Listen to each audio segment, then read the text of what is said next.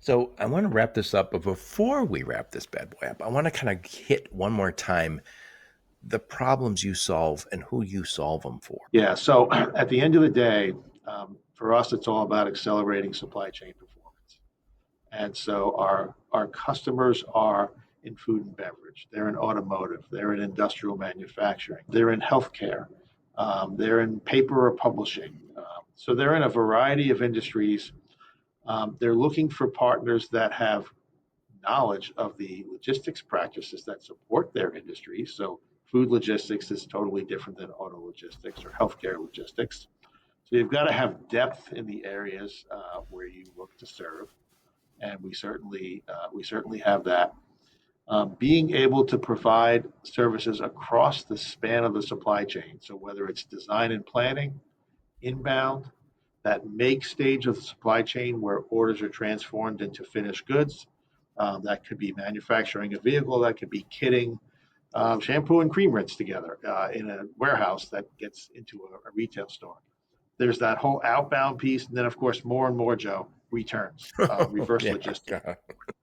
Being able to provide capability across the span of the supply chain and then being able to do so in a way that is targeted for best practices at their industry and then being able to do so at scale geographically.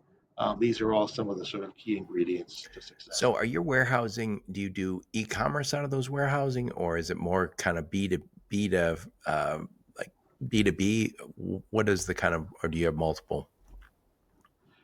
We do a lot of B2B, and typically, anytime you have B2B, there's probably a direct to consumer component. And so we support the direct to consumer component as well. And I would say, so it's sort of all the above.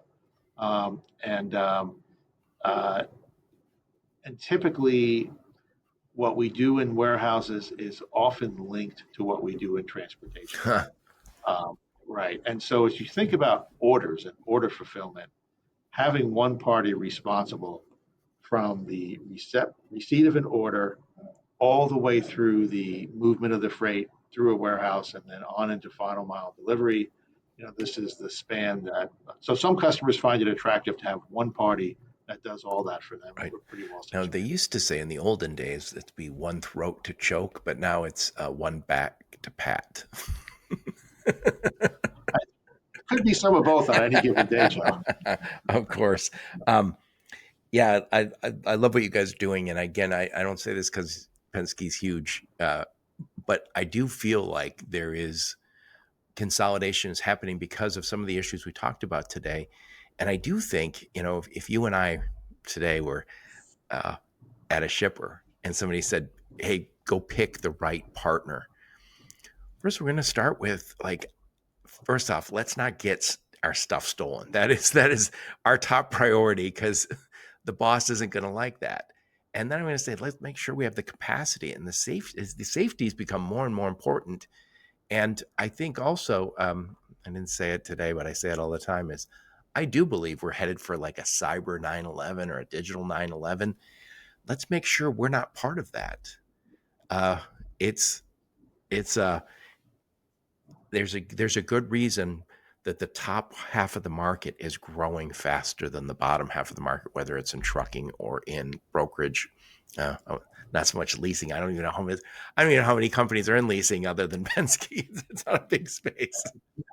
We didn't talk about safety much, but safety is more important than ever, both to avoid disruptions, obviously to save lives, but in the wake of the nuclear Oh, verdicts that are affecting the trucking and transportation industry, being on the right side of that from a process point of view, being diligent with executing our stated processes. This is all, I think, part of what makes us great, and we'll have to continue to invest down this path in the future for yeah. sure.